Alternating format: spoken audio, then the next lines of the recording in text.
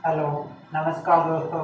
आपके अपने YouTube channel math music knowledge पर आपका हार्दिक स्वागत है। आज हम एडवांस मैथ का एक टॉपिक ज्योमेट्री में हम आज ट्रायंगल हैं उन पे डिस्कस करेंगे।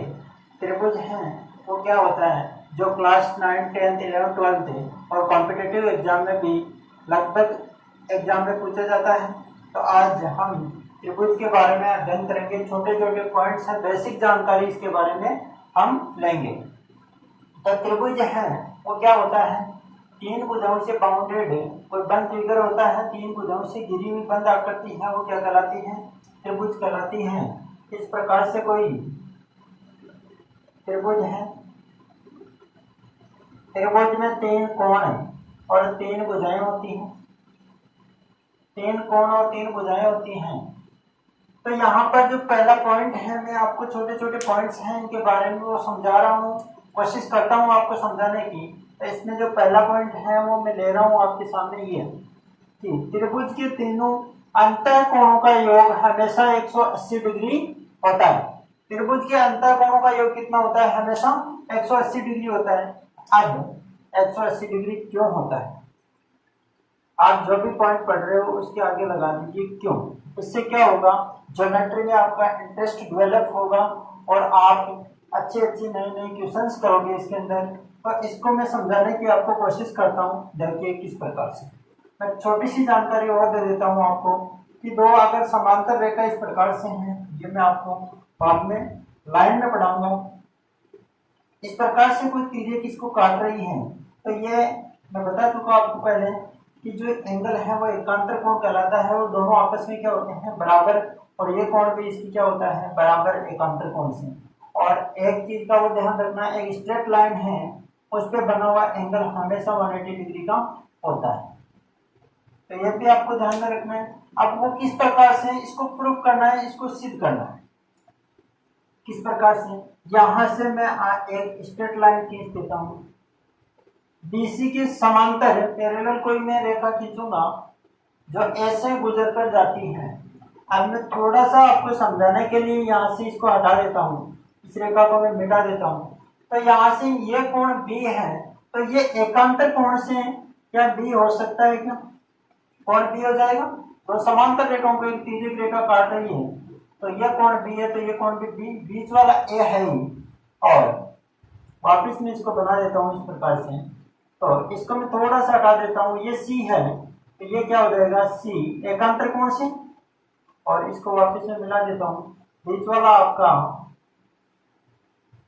त्रिभुज है, ध्यान रखना इस प्रकार से सीधी लाइन है ये।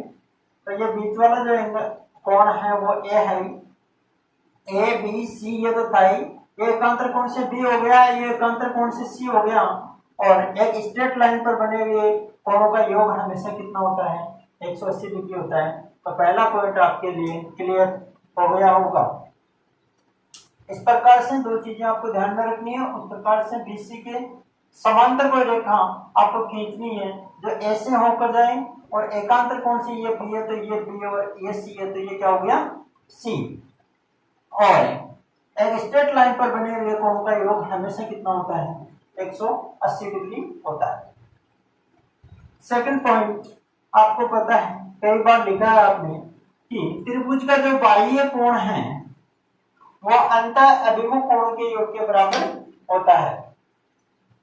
त्रिभुज का जो बाह्य कोण है वो अंतः अभिमुख कोण के योग के बराबर होता है। ये जो कोण है, ये मान लेता हूं ये ए है, ये बी है, ये सी है। ये जो कोण है वो ए प्लस बी के बराबर होना चाहिए। मैं मान लेता हूं कि अल्फा, आपको सिर्फ ये करना है त्रिभुज का बाह्य कोण, त्रिभुज का बाह्य कोण इक्वल होना चाहिए किसके, बराबर होना चाहिए अंतः अभिमुख कोण के योग के, अभिमुख कोणों के योग के बराबर होता है। मैं समझाना ये चाहता हूं कि त्रिभुज का ये जो बाह्य कोण है वो इस पास वाले को छोड़कर बाकी दोनों शेष जो कोण है अंत अभिमुख सामने वाले जो कोण हैं उनके योग के मतलब अल्फा का जो मान है, यहाँ पर कोण अल्फा है वो a प्लस बी के बराबर होना चाहिए। ऐसा क्यों होता है यह आपको पढ़ना है, ऐसा क्यों होता है। तो मैं यहाँ पर आपको समझा रहा हूँ, ध्यान रखना उसको। आप क्या मुझे इस कोण का मान बता सकते हो? ये a है, ये b है, तो क्या ये 180 माइनस a प्लस b हो जाएगा या नहीं होगा? कोण c की जो वैल्यू है 180 माइनस कोण a प्लस कोण b के बराबर होगा या नहीं होगा? होगा, क्योंकि त्रिभुज के अंतः कोणों का योग हमेशा 180 डिग्री होता है। तो दो कोण ये हैं, तो तीसरा कोण निकालना है तो 180 में से दोनों को माइनस कर दो, तीसरा कोण अपने आप आ जाएगा। तो अब एक आप दूसरी कंडीशन, आप यहाँ पर एक स्ट्रेट लाइन है, मैं इसको हटा देता हूँ इधर से। तो एक स्ट्रेट लाइन पर ये बना हुआ एंगल है वो 180 डिग्री का होना चाहिए। तो यहाँ पर मैं लिख सकता हूँ कि 180 माइनस कोण ए प्लस कोण बी प्लस कोण अल्फा सबको जोड़ें तो कितना आना चाहिए? 180 डिग्री। ये कोण कितना है? 180 माइनस कोण ए प्लस कोण बी, और ये कितना है? अल्फा। दोनों को अगर जोड़ें तो कितना आना चाहिए? कितना? 180 से 180 क्या हो गया? पक्षांतरण करोगे तो ये क्या हो जाएगा? कैंसिल। और यहाँ से पक्षांतरण करके वैल्यू निकालोगे तो ये उधर जाएगा तो किसका हो जाएगा? प्लस का। इधर माइनस का है, उधर जाते किसका हो जाएगा? तो कोण अल्फा है वो किसके बराबर हो गया? कोण ए प्लस कोण बी के।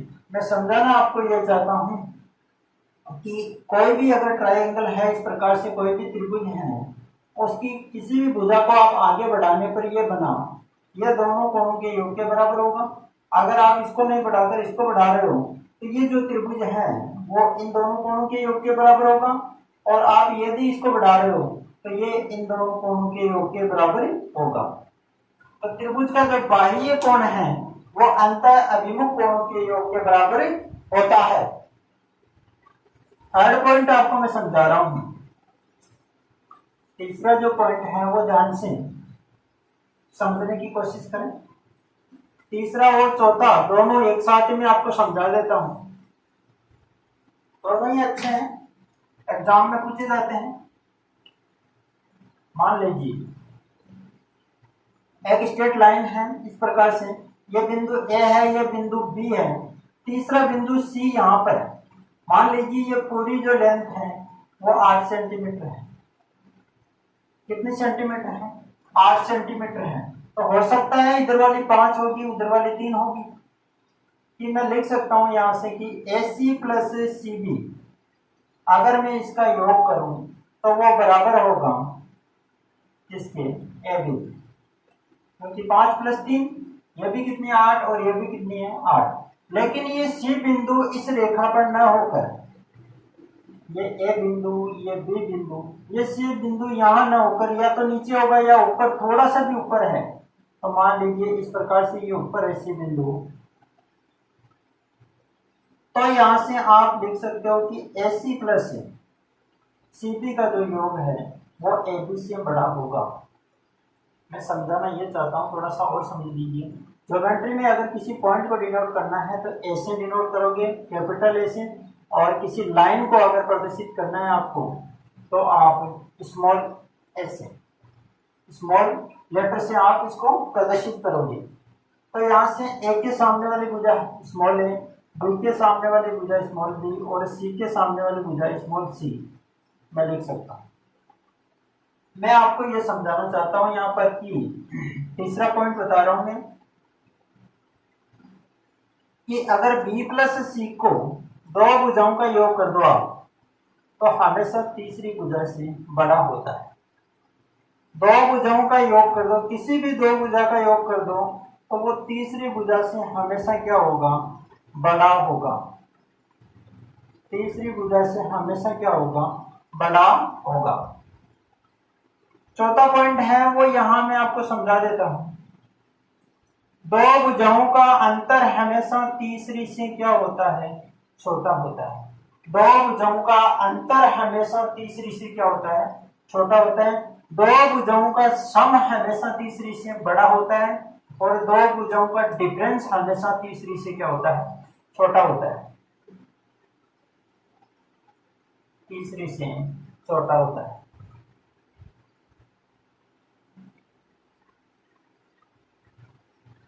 चार पॉइंट मैंने आपको समझा दिए हैं, अच्छी तरीके से समझ में आ गए होंगे। ये कहाँ काम में आते हैं, मान लीजिए आपको कोई भी त्रिभुज की जो भुजाएं हैं वो दे दी, आपको पूछ लिया क्या इससे त्रिभुज बनाना पॉसिबल है, तो आप देखोगे दो भुजाओं का योग 5 और 4 9, 6 से बड़ा, ठीक है, 6 और 5 11, 4 से बड़ा, 6 और 4 10, 5 से बड़ा।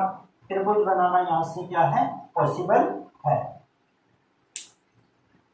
तो पांचवा पॉइंट है, आसान भी है, इंपॉर्टेंट भी है। देखो पांचवा पॉइंट, ये छोटी छोटी जो बेसिक जानकारी है त्रिभुज की वो आपको पता होनी चाहिए, ट्यूशन करते समय आपके बहुत काम में आती है।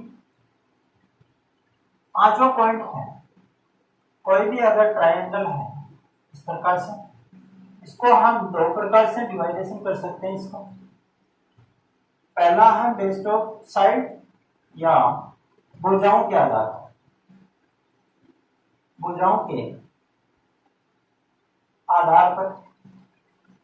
दूसरा हम करेंगे इसको कोणों के आधार पर, कोणों के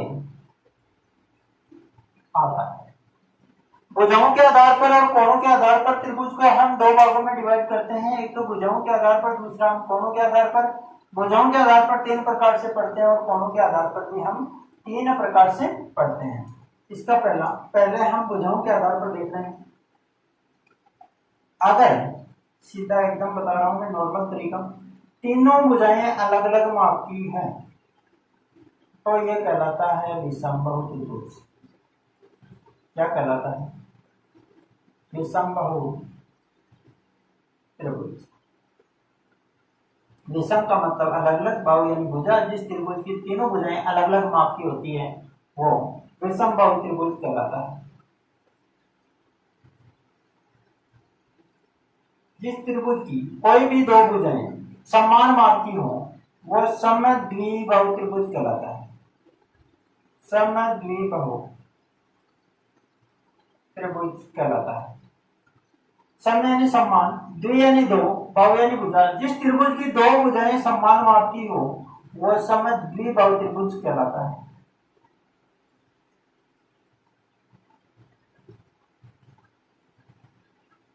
तीनों भुजाएं समान माप की हो समबाहु त्रिभुज कहलाता है। कोई भी माप दे सकता है आपको, 4-4 सेंटीमीटर, तीनों भुजाएं 5-5 सेंटीमीटर, तो यह कहलाता है समबाहु त्रिभुज। कोणों के आधार पर अगर बात करें तो कोणों के आधार पर पहला प्रकार है, तीनों ही कोण यदि न्यून कोण हो, 90 से छोटे हो, तीनों ही कोण यदि क्या हो, मान लेता हूं मैं थीटा मान लेता हूं कोण को, तीनों ही कोण यदि 90 से क्या हो, छोटे हो, तो यह कहलाता है न्यून कोण त्रिभुज, न्यून कोण त्रिभुज। सेकंड है यहाँ पर, अगर एक कोण 90 डिग्री का हो, दो तो 90 हो नहीं सकते क्योंकि त्रिभुज के अंतर्कोणों का योग 180 होता है। एक 90 हो गया तो बाकी दो कोण 90 डिग्री के होंगे, तो दूसरा 90 तो तीसरा तो पॉसिबल ही नहीं है। तो एक कोण त्रिभुज में एक कोण क्या हो सकता है, 90 डिग्री का अधिकतम, तो ये है आपके कहलाता है राइट एंगल ट्राइंगल या समकोण त्रिभुज। और तीसरा जो है वो इस प्रकार से है, एक कोण भी यदि 90 डिग्री से बड़ा हो, एक कोण भी अगर मैं इसको थीटा मान लेता हूं, यह अगर 90 डिग्री से बड़ा है, मैं इसको थीटा मानूं तो ये थीटा 90 के बराबर है, तो ये कहलाता है आपका आधे कोण त्रिभुज, आधे कोण त्रिभुज। 5 पॉइंट मैंने आपको त्रिभुज के बारे में बता दिए। छठा पॉइंट, जितना 5वां पॉइंट इजी है उतना ही छठा पॉइंट इंपॉर्टेंट है।